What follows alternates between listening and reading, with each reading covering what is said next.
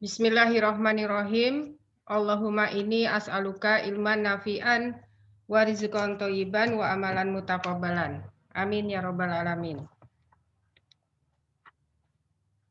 Alhamdulillah, hari ini kita bisa berjumpa lagi di mata kuliah Hukum dan Etika Bisnis dengan ridho Allah Subhanahu wa taala yang sudah memberikan kita semuanya nikmat kesehatan, kemampuan dan kemauan sehingga insyaallah ya, mudah-mudahan jaringannya juga lancar sampai di akhir perkuliahan sehingga tidak terputus pemberian materi kuliahnya. Dan juga tidak lupa kita sampaikan salam hormat kita, penuh rasa rindu dan cinta kasih kepada satu-satunya manusia terbaik di muka bumi, satu-satunya manusia yang ditunjuk Allah untuk kita jadikan tauladan, yaitu Nabi Allah Muhammad Shallallahu Alaihi Wasallam beserta keluarga dan para sahabat beliau. Minggu yang lalu kita sudah mempelajari dan membahas tentang syarat sah perjanjian berdasarkan hukum positif, berdasarkan hukum negara. Saya refresh kembali. Syarat sah perjanjian dalam hukum negara, yang pertama harus sepakat. Yang kedua, cakap bertindak hukum. Yang ketiga, hal tertentu. Siapa yang belum join ini? Oke. Ya. Ya, terima kasih Vera sudah memberitahu. Yang ketiga, hal tertentu, dan yang keempat, kausa yang halal. Ini semua sudah kita bahas minggu yang lalu, dan mudah-mudahan masih ingat ya sampai sekarang.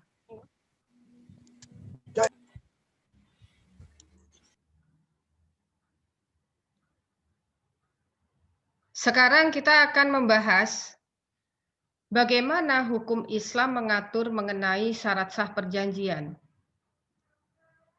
Kita tidak mempertanyakan adakah syarat sah perjanjian dalam hukum Islam, karena jawabannya sudah pasti ada. Mengapa?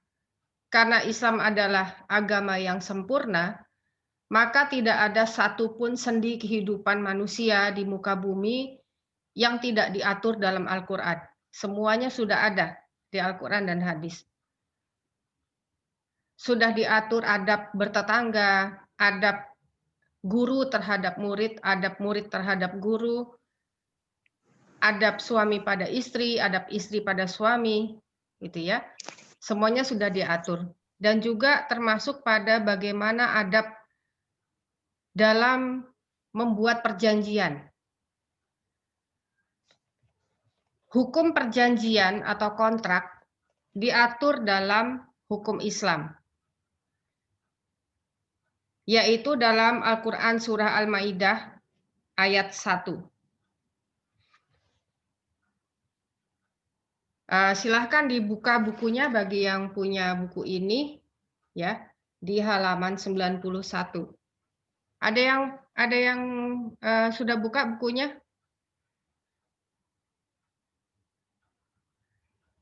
Tidak ada yang punya? Ada. Oh, itu coba aja dicari di situ ada enggak, gitu ya. Di Fikih Perniagaan Islam ya, kalau nggak salah ya. Nah, bagi yang tidak punya atau di buku itu tidak ada, misalnya, dia catat aja Al-Quran Surat Al-Ma'idah ayat 1.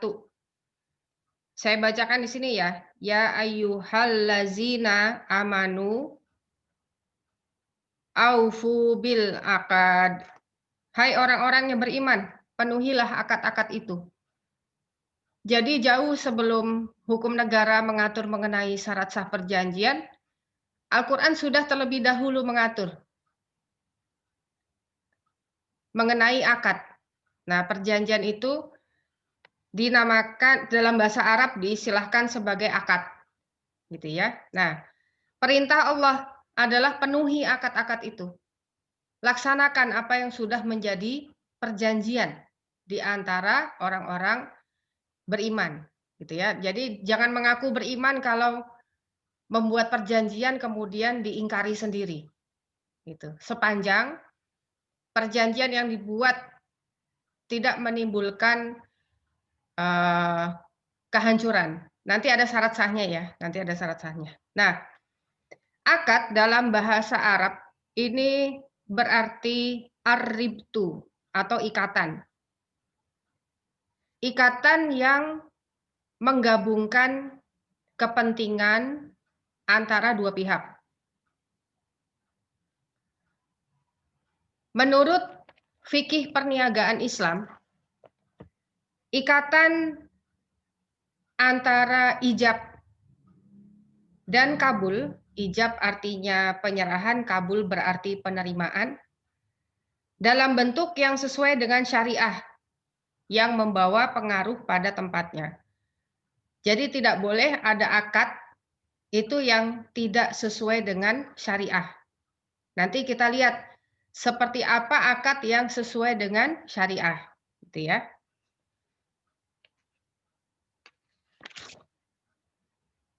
Nah, dalam Al-Quran ada dua istilah tentang perjanjian. Yang pertama Al-Maidah ayat 1 tadi, dan yang kedua adalah Al-Quran surah Al-Isra ayat 34. Nanti dicek ya dalam Al-Quran. Dan tepatilah perjanjian dengan Allah apabila kamu berjanji, dan janganlah kamu membatalkan sumpah-sumpahmu itu sesudah meneguhkannya. Sedang kamu telah menjadikan Allah sebagai saksimu terhadap sumpah-sumpah itu.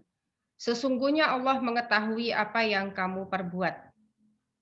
Gitu ya. Nah, jadi dalam Quran surat Al-Isra dan dalam Al-Quran surat An-Nahl, kita diperintahkan untuk mematuhi sumpah-sumpah yang sudah kita sepakati, gitu ya, dengan pihak lain. Kemudian di Al-Isra ayat, itu tadi An-Nahl ya, Al-Isra ayat 34, dan janganlah kamu mendekati harta anak yatim, kecuali dengan cara yang lebih baik atau bermanfaat sampai dia dewasa. Dan penuhilah janji. Nah ini ya, sesungguhnya janji itu pasti diminta pertanggungjawabannya. Sudah sangat jelas Al-Quran mengatur tentang perjanjian, mengatur tentang akad. Ini adalah dasar hukumnya bagi kita umat Islam untuk membuat akad.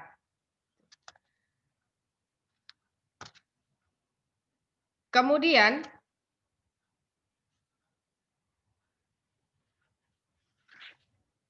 di halaman 93 dan 94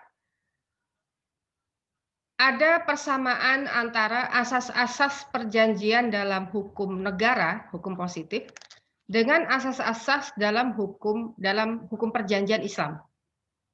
Nah, ini silakan nanti disimak dengan seksama asas-asasnya, gitu ya. Kemudian nanti kalau ada yang tidak dimengerti, silakan ditanyakan, begitu. Boleh-boleh saja. Nanti ditanyakannya di grup WA boleh. Yang lebih baik lagi bertanyanya di kolom komen di YouTube. Di bawah rekaman video materi kuliah ini ya, supaya ya masyarakat luas juga bisa menyimak pertanyaan dan jawabannya. Nah, kita kemudian akan membahas tentang syarat sah perjanjian atau akad dalam Islam. Ada sedikit perbedaan antara syarat sah perjanjian yang diatur dalam hukum negara dengan syarat sah perjanjian yang diatur dalam hukum Islam. Syarat sah perjanjian atau kontrak, ya mau buat kontrak apapun, kontrak bisnis apapun, dalam Islam yang pertama adalah para pihak yang membuat akad. Al-aqidan, para pihak yang membuat akad.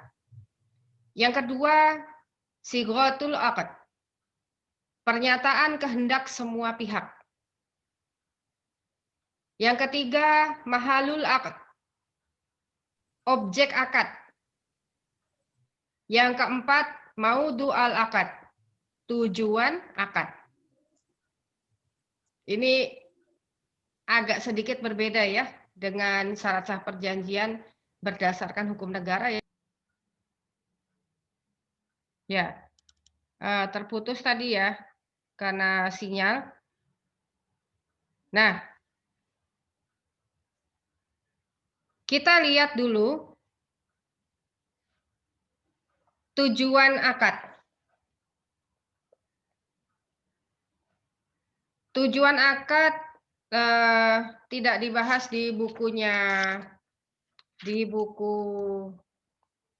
Waldino Priyansah, Dr. Waldino Priyansah, ya, tapi dibahas di bukunya Dr. Muhammad Arifin Badri yang ini, ya, Fikih Perniagaan Islam. Silahkan dibuka halaman 29 bagi yang punya bukunya.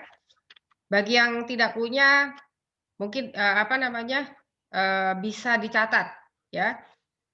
Ditinjau dari tujuannya, tujuan akad dalam hukum Islam itu ada 3. Yang pertama, akad komersial. Yang kedua, akad sosial. Yang ketiga, akad jaminan. Akad komersial adalah akad yang bertujuan untuk mencari keuntungan.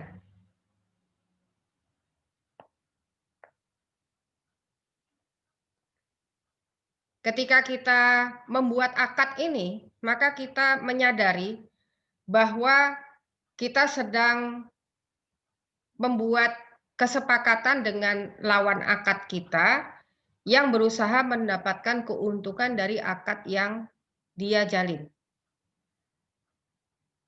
Kita juga gitu ya, mendapatkan keuntungan dari akad tersebut. Biasanya akad seperti ini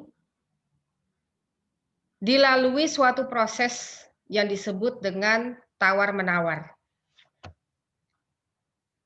Jadi para pihak yang terlibat dalam akad ini itu sudah tidak terkejut lagi apabila di kemudian hari lawan akadnya memperoleh keuntungan dari akad yang telah mereka buat, gitu ya. Contoh akad seperti ini misalnya akad jual beli, akad sewa menyewa, dan lain-lain. Bagaimana pandangan Islam terhadap akad komersial? Pada prinsipnya Islam membolehkan siapa saja untuk mencari keuntungan melalui akad seperti ini. Bahkan keuntungan yang diperoleh dari akad seperti ini, bila dijalankan dengan cara-cara yang halal, bisa termasuk pada penghasilan yang halal dan paling utama. Kita sendiri mengetahui bahwa Rasulullah Shallallahu Alaihi Wasallam adalah seorang pebisnis, seorang pedagang, ya.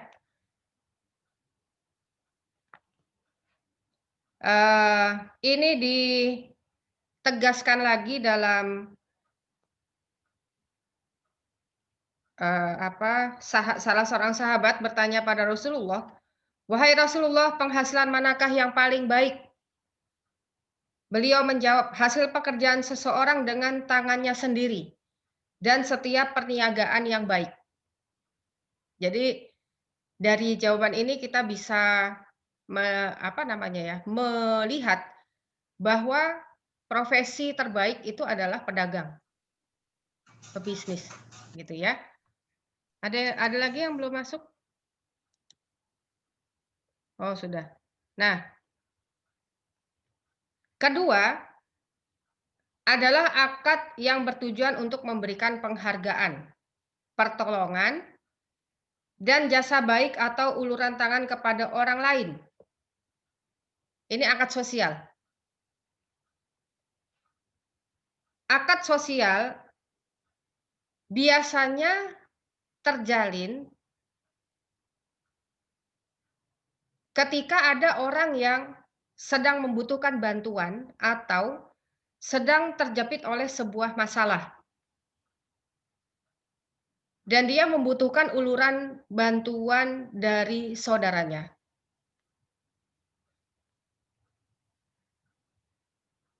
Biasanya orang yang menjalankan akad ini tidak rela bila ada orang yang menggunakan kesempatan dalam kesempitan, mengeruk keuntungan dari bantuan yang dia berikan. Contoh akad seperti ini adalah akad hutang piutang,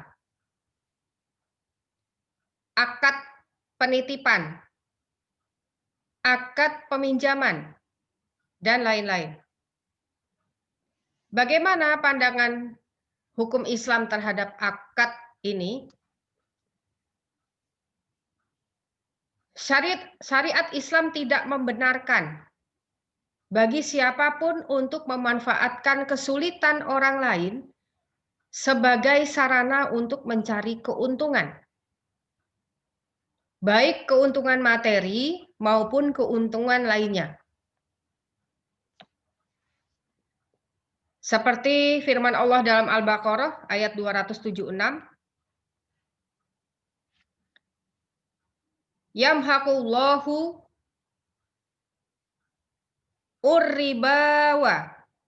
riba ya,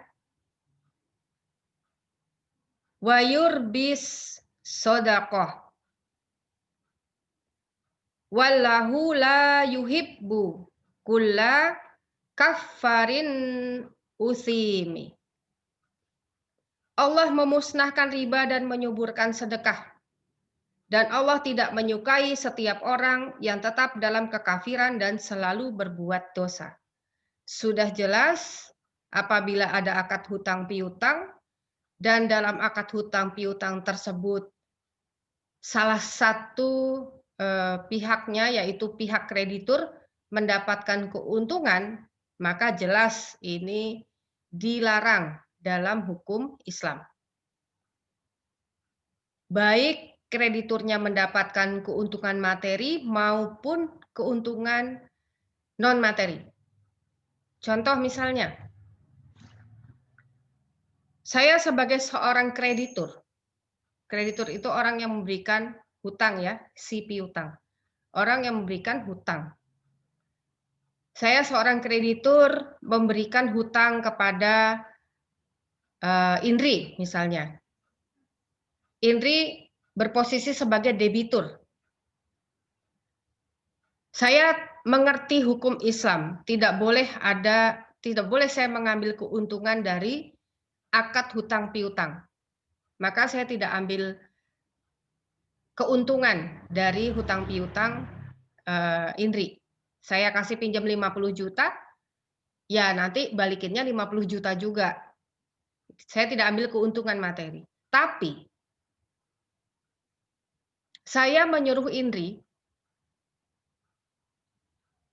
untuk mengantar jemput saya ke kampus sampai hutangnya lunas.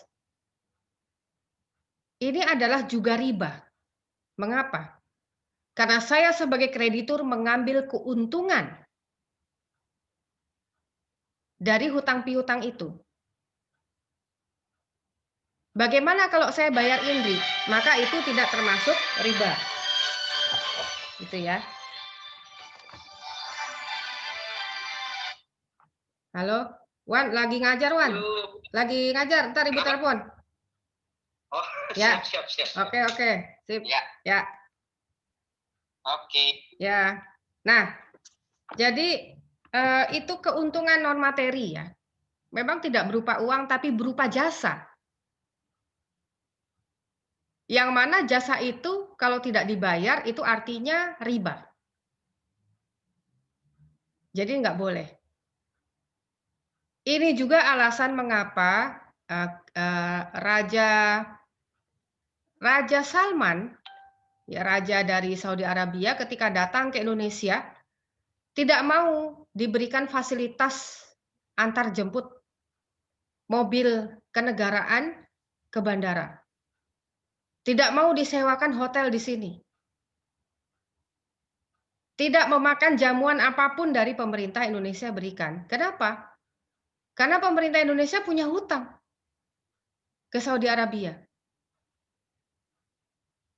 Maka setiap keuntungan yang dinikmati oleh, Raja Salman, oleh rombongannya yang berasal dari APBN, kalau menjamu tamu negara kan dari APBN ya, Indonesia itu riba, makanya mereka nggak mau. Datang ke Indonesia, mobil yang didatangkan dari Saudi Arabia sudah siap, gitu ya. Hotelnya dibayar seluruhnya oleh, kerajaan Saudi Arabia. Ya, sedemikianlah berhati-hatinya negara dengan bentuk pemerintahan Islam ya, ketika mereka datang ke negara debitur, negara yang meminjam yang berhutang dengan negara dia. Contoh yang lain lagi, misalnya, Fitri, bimbingan skripsi sama Bu Nizla misalnya ya. Fitri mau bimbingan, saya bilang sama Fitri, "Fit, Ibu nitip beli rambutan ya, nanti di jalan pakai uang Fitri dulu, nanti diganti sampai sini." Ketika Fitri sudah sampai di rumah atau di kampus ya, untuk bimbingan skripsi,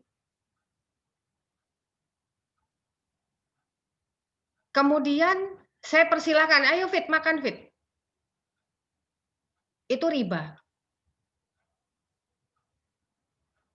Saya mengambil keuntungan makan rambutan sebelum saya bayar hutang saya.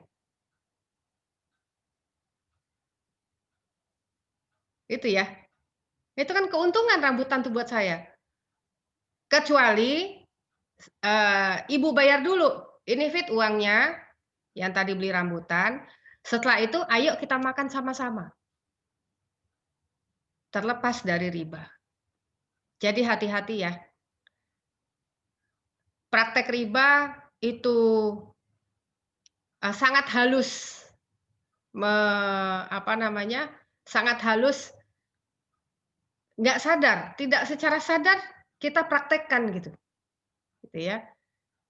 Ya, mudah-mudahan Allah menerima taubat kita ya, dari hal-hal yang tidak kita sengaja, sekarang sudah tahu, maka jangan seperti itu, gitu ya. Kalau manusia lupa, manusia hilaf itu memang tempatnya. Makanya selalu terbuka pintu taubat, gitu ya. Nah, itu hukum Islam mengatur. Kemudian yang ketiga, akad yang berfungsi sebagai jaminan atas hak yang terhutang oleh salah satu pihak dari kedua orang yang menjalankan akad.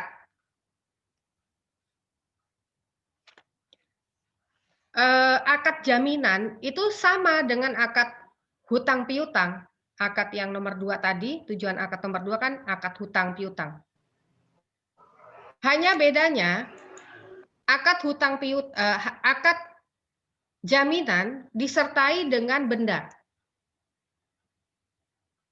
Kalau yang nomor 2 tadi tidak ada benda apapun. Yang harus diserahkan kepada kreditur sebagai jaminan hutang.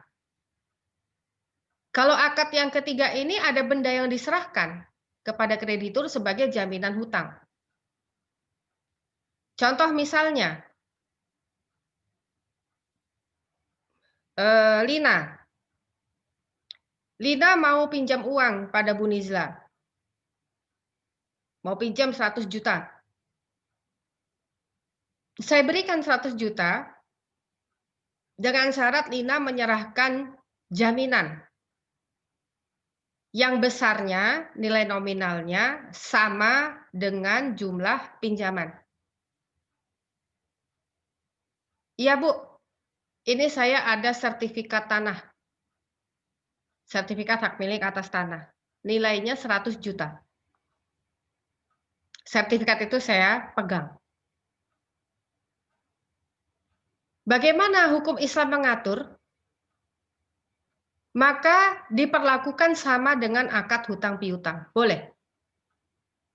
Sepanjang tidak mengambil keuntungan dari akad jaminan. Bagaimana contohnya mengambil keuntungan dari akad tersebut? Saya sebagai kreditur yang memegang jaminan hutang piutang berupa sertifikat hak milik atas tanah, kemudian menanam tanaman di atas tanah tersebut. Tanam pohon mangga. Tanahnya luasnya misalnya 2 hektar. Gitu ya. 2 hektar kalau di Ciseeng masih dapat tuh 100 juta, ya. Nah, kemudian mangga itu saya panen, saya jual. Dalam hukum Islam ini dilarang. Kenapa? Riba. Kenapa? Karena saya sebagai kreditur mengambil keuntungan dari akad jaminan hutang. Begitu ya. Nah, kemudian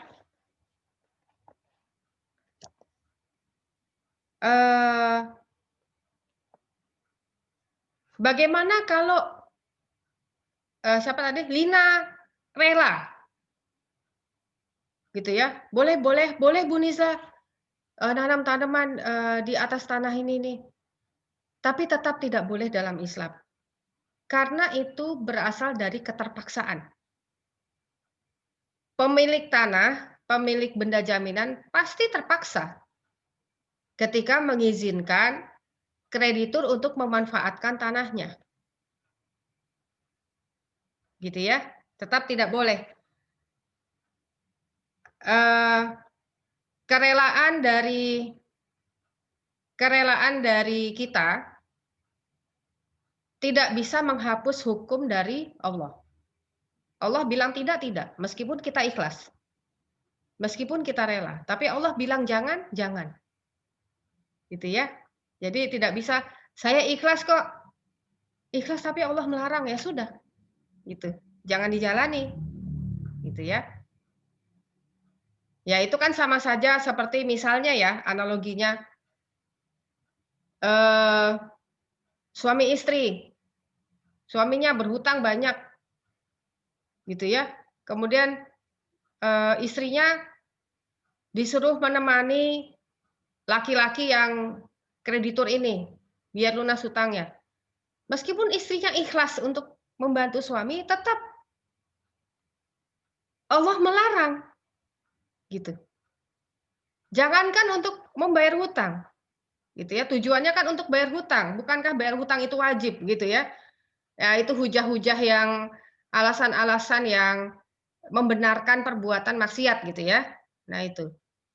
Kan nggak apa-apa, itu kan istrinya ikhlas, nemenin laki-laki itu supaya hutangnya lunas, bayar hutang kan wajib. Nah, begitu. Jangankan untuk bayar hutang yang wajib, berdua-duaan, ikhtilat ya, berdua-duaan bukan mahram, itu sudah termasuk mendekati zina. Tidak boleh, dilarang sama Allah gitu. Ya bayar hutang itu wajib. Tapi ada caranya, tidak dengan cara-cara yang dilarang Allah Subhanahu wa taala. Gitu ya. Jadi jangan ini banyak sekali saya temui ini. Yang penting kan orangnya ikhlas. Keikhlasan seorang hamba itu tidak bisa menghapus hukum Allah. Itu aja udah. Jadi saya sering bilang, jangan pakai logikamu ketika sudah berhadapan dengan perintah Allah. Logika kita ini tidak sampai. Akal kita ini terlalu kecil untuk bisa memahami apa yang Allah larang sudah, jangan kerjakan. Apa yang Allah perintahkan, kerjakan. Itu kan hidup yang simpel ya. Kan sudah mudah dibuat Allah, udah. Ikuti Al-Qur'an, ikuti, Rasulullah, sudah selamat hidupmu, kan gitu. Ya, kadang-kadang kerumitan hidup itu kita sendiri yang buat ya, gitu ya. Nah, Allah sudah bilang jangan riba.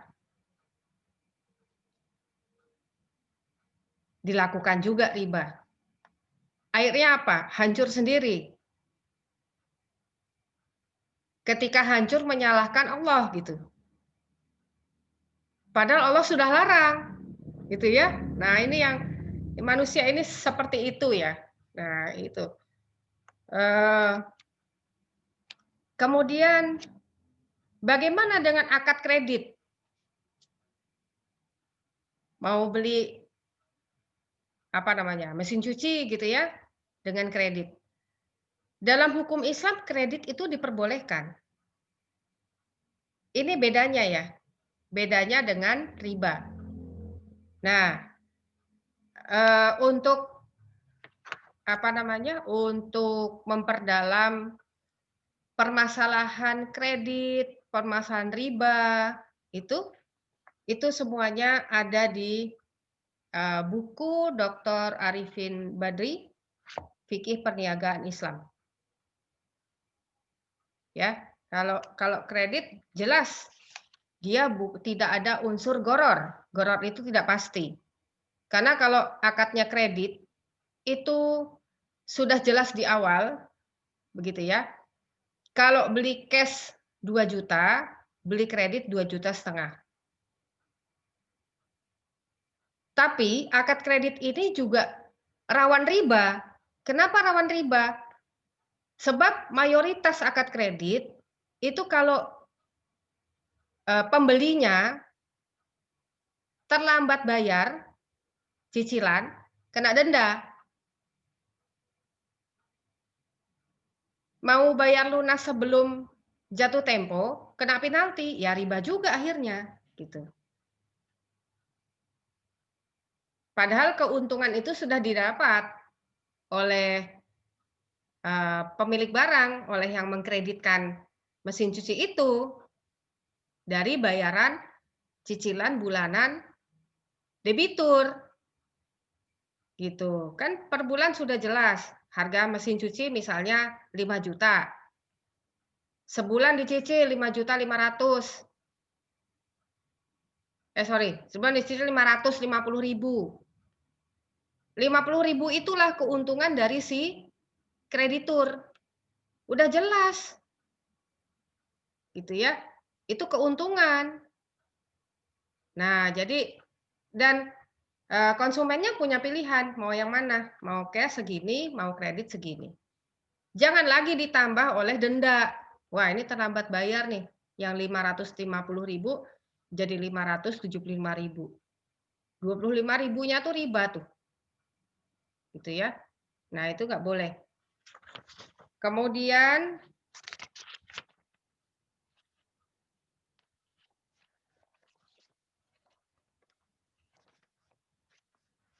di dalam ini ya. Dalam hukum Islam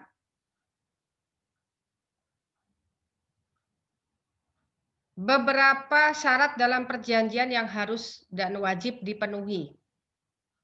Pertama, perjanjian yang dibuat tidak boleh bertentangan dengan syariat Islam. Yang kedua, perjanjian yang dibuat harus jelas dan tidak mengandung unsur goror. Goror itu tidak pasti. Yang ketiga, kedua belah pihak harus sama-sama ridho dalam membuat perjanjian. Yang keempat, tidak ada unsur penipuan dalam perjanjian.